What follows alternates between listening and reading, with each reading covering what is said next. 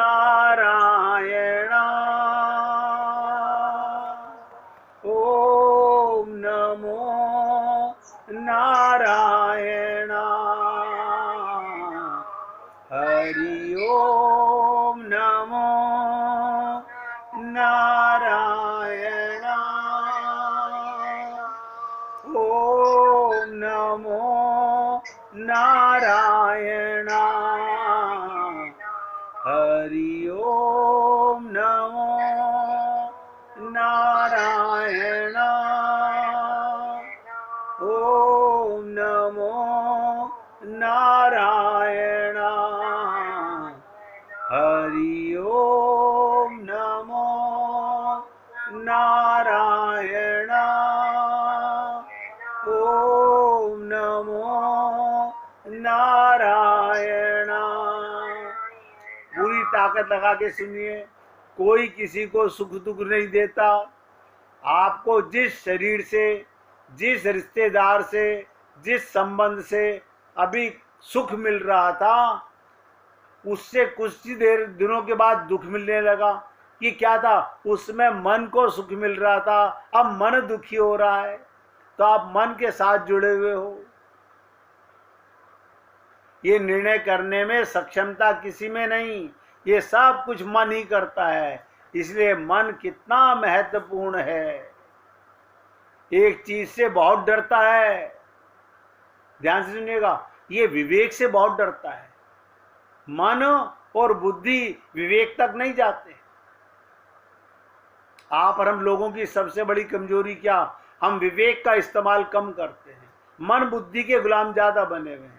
आप अपने विवेक की कसौटी पर करके देखिएगा, अगर मैं आत्मा हूं तो मेरा विवेक क्या कहता है, मेरे लिए क्या करने का कार्य है और क्या छोड़ने का कार्य है, आपको पता चल जाएगा। ये मन विवेक से बहुत डरता है, विवेक के पास नहीं जाता।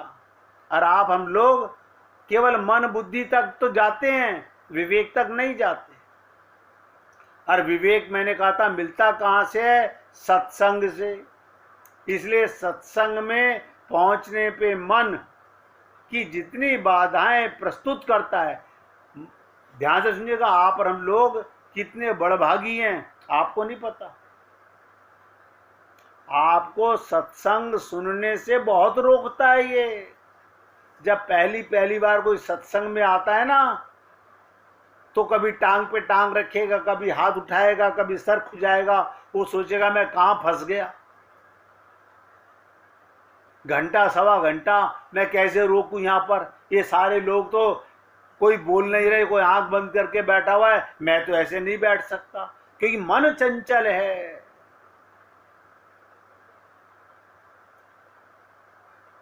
तो विवेक कहां से मिलता है? सत्संग से मिलता है।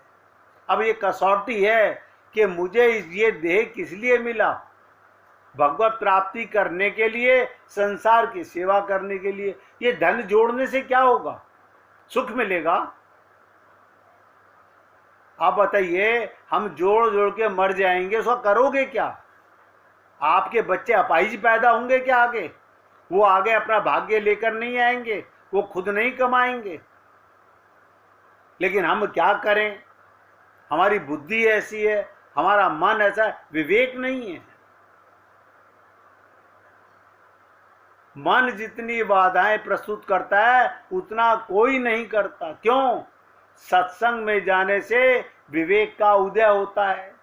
इसलिए सत्संग में जाना बहुत कठिन है। राजकुमार जी ने कितनों को जोड़ना चाहा, हमसे पूछा मैं 50, 100, 200, 500 को जोड़ लूं। मैंने कहा बड़ा कठिन है। कहत कठिन समझत कठिन। सत्संग में नोट के बंडल नहीं मिल रहे, कोई तारीफें नहीं मिल रही, कोई आपकी सुंदरता की चर्चा नहीं हो रही। यहां तो आपके मन की बुराइयों का प्रदर्शन होता है। तो सत्संग में जाने का विवेक का उदय होगा, और विवेक से ये बहुत घबराता है। ये मन विवेक से डरता है, क्योंकि विवेक क्या है? ध्यान से सुनो, विवेक है कैमरा। विवेक है कैमरा, वो मन की कमियों को दर्शाता है, दिखाता है, और हम देखना नहीं चाहते।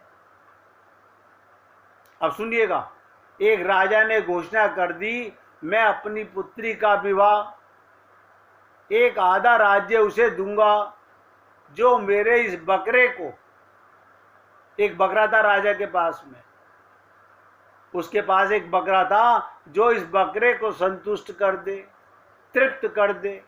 और मैं आपको बता चुका हूं, हमारा मन ही बकरा है। मैं उसे अपनी पुत्री का हाथ दूंगा, आधा राज्य दूंगा।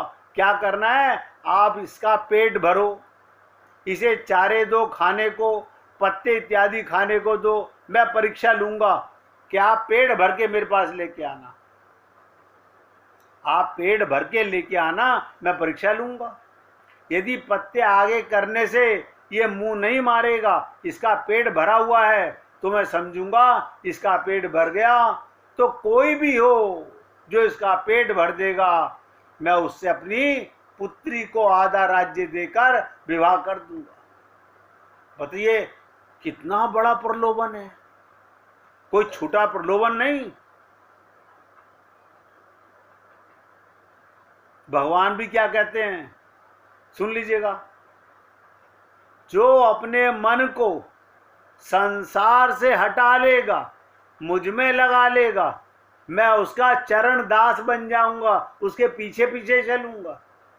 ये राजा तो केवल अपनी पुत्री का विवाह कर रहा है, और भगवान तो स्वयं उसके पीछे पीछे कहते हैं अहम भक्त पराधीना।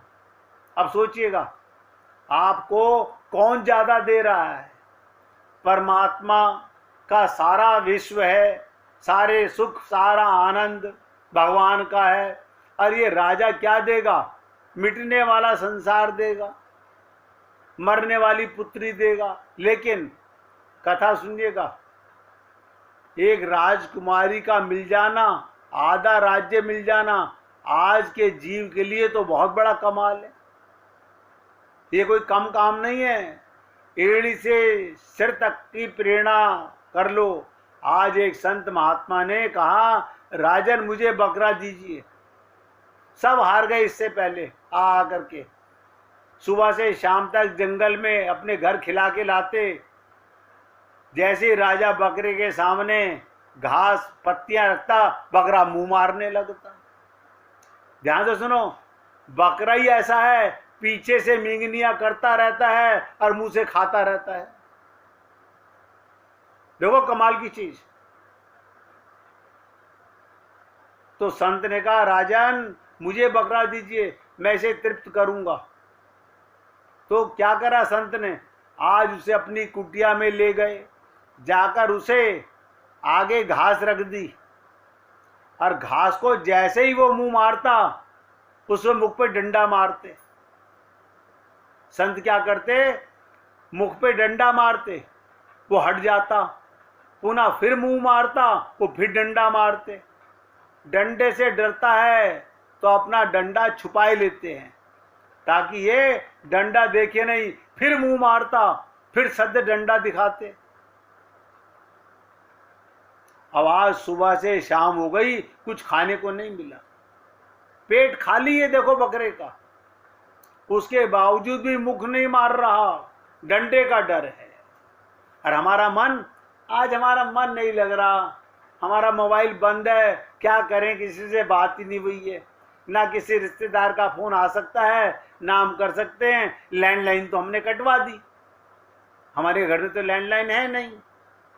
अब हम क्या करें, कहीं जा भी नहीं सकते, इतनी तेज गर्मी पड़ रही है। अब लेटे लेटे ही मन के अंदर जो कल की बातें थी, परसों की बातें थी, वो सब घुमा रहे हैं। उसने क्या कहा, उसने क्या कहा, उसने क्या कहा, प्लानिंग कर रहे हैं।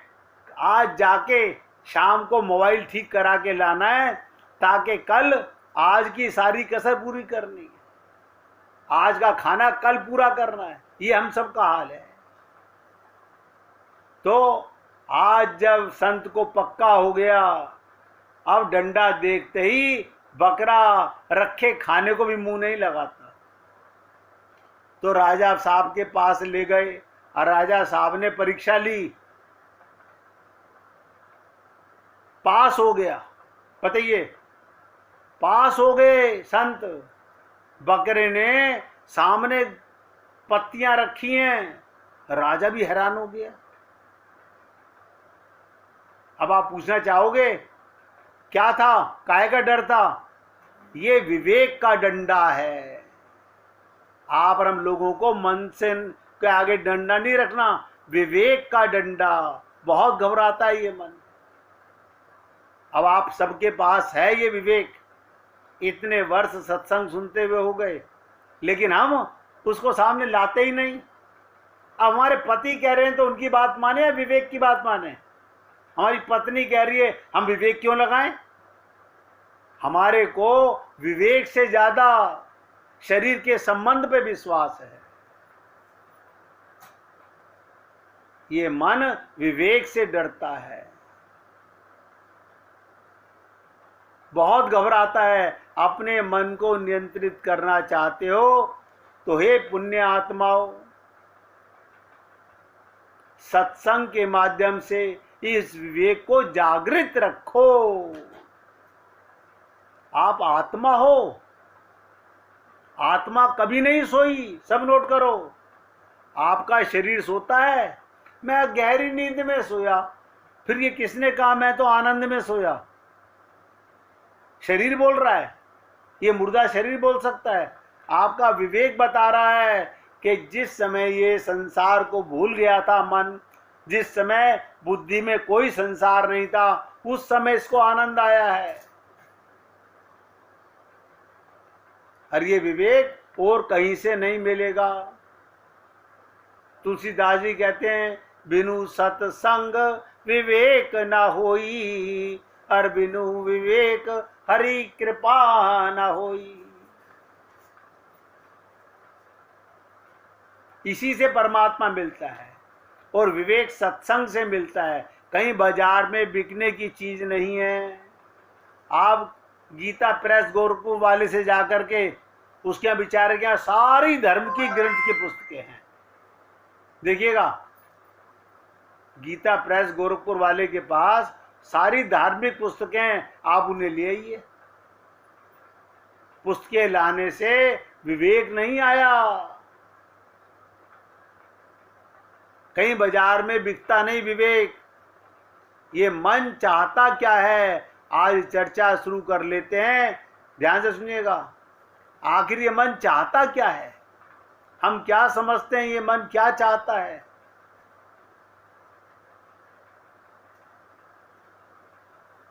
एक बहुत बड़ा सेठ, बहुत बड़ा इंडस्ट्रियलिस्ट, ध्यान से सुनो। देखो, मैं तो आपको समझाने का और अपने मन को समझाने का एक साथ प्रयत्न कर रहा हूं। एक बहुत बड़ा इंडस्ट्रियलिस्ट, व्यापारी संत महात्मा की शरण में गया और उदास है, बहुत दिनों से उदास है। ऐसी उदासी, अमिट उदासी जा नहीं रही, समझो मौत सर पे मंडराती दिखाई दे रही है। जीवन लगभग खत्म होने का है, कुछ ही दिन बाकी रह गए जिंदगी के। ऐसी मुझे कोई चीज दिखाई नहीं देती जो मेरे पास नहीं। यह भी बड़ा भयंकर रोग है। ऐसा कोई सुख नहीं जो मुझे नहीं मिल चुका शरीर को। उसके बाद भी उदासी क्यों, मन उदास क्यों? संसार का सुख वैभव पाके तो आपकी उदासी भागनी चाहिए थी। क्या कारण है? मेरी पत्नी है, परिवार है, अपार धन है, कोई सीमा नहीं। कितने सारी इंडस्ट्रियां हैं मेरी, और अभी खत्म नहीं हुई, अभी तो एक्सपैंड हो रही है। बेटे पोते और बढ़ाएंगे इसे। पद प्रतिष्ठा में भी कोई कमी नहीं। पहले तो गली मोहल्ले में ही मुझे सम्मान मिलता था, अब तो मंत्री महोदय भी घर पर आते हैं। यश मान की भी कोई कमी नहीं, पद प्रतिष्ठा में किसी प्रकार की कमी नहीं। इसके बावजूद मेरी उदासी का कारण क्या है?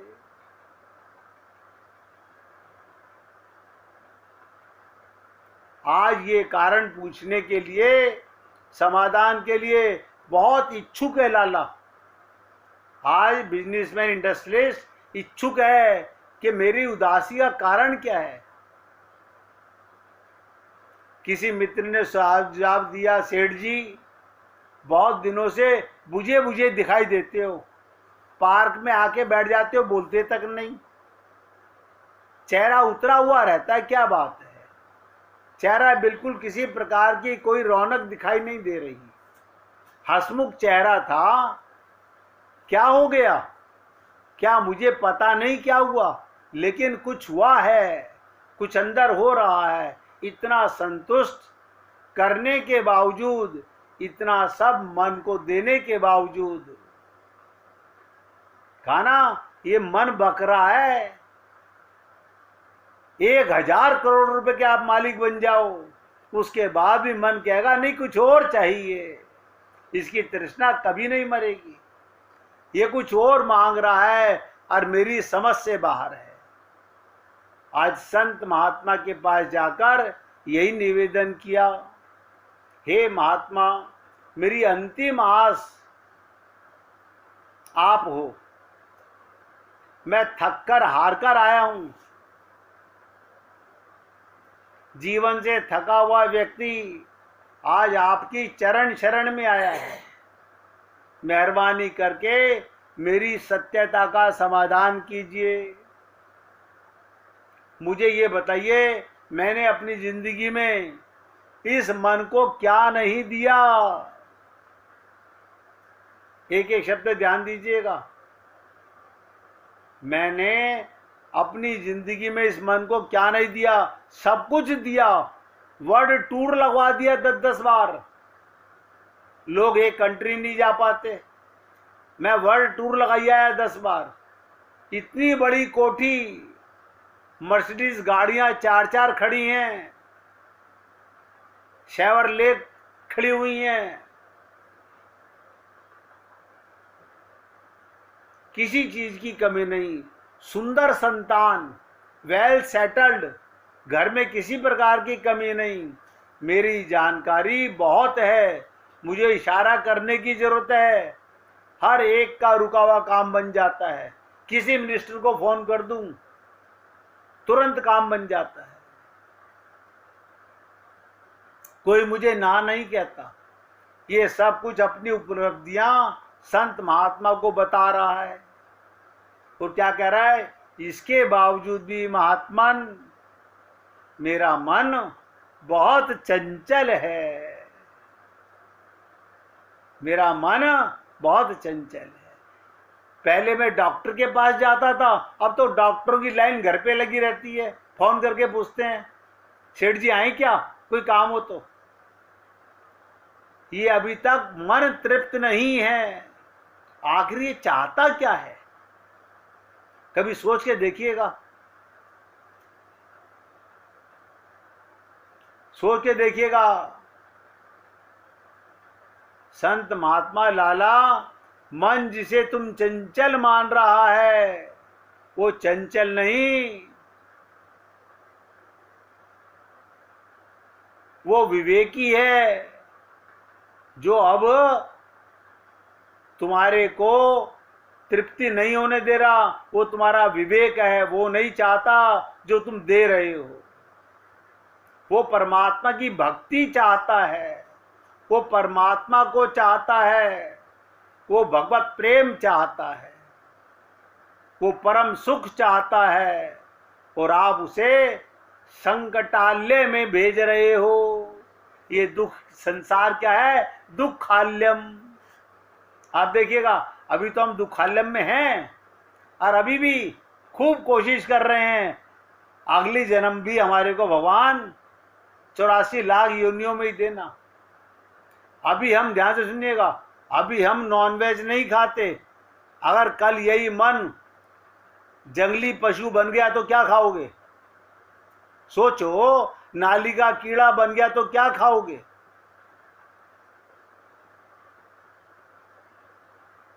ये तो बड़े भाग्य मानुष तन पावा, वो मिल चुका है, लेकिन अभी भी तृष्णा नहीं मरी इस मन की। आप उसे संकट आल्य में ले जाना भेज रहे हैं। आप संसार की खुशियां, संसार की सुविधा दिखा रहे हो मन को, और अब ये इनसे ऊब चुका है। अब ये विवेक जाग गया है, जिसे संसार कहा जाता है, दुखालय में भेज रहे हो, जिसे संसार कहते हैं। इसलिए बेचारा बहुत दुखी है मन। आप सोचिएगा, आप और हम लोग भी कितने दुखी हैं कि हम वो कुछ ना पा सके जिसके लिए ये शरीर मिला। आप यहां से क्या आगे लेके जाओगे? ऐसी कौन सी हमने कमाई की है कि हमारा कल्याण होगा, हमारा परम पद होगा? हम 84 लाख योनियों में नहीं आएंगे। विचार कीजिएगा। इससे पहले भगवान का कीर्तन कीजिए।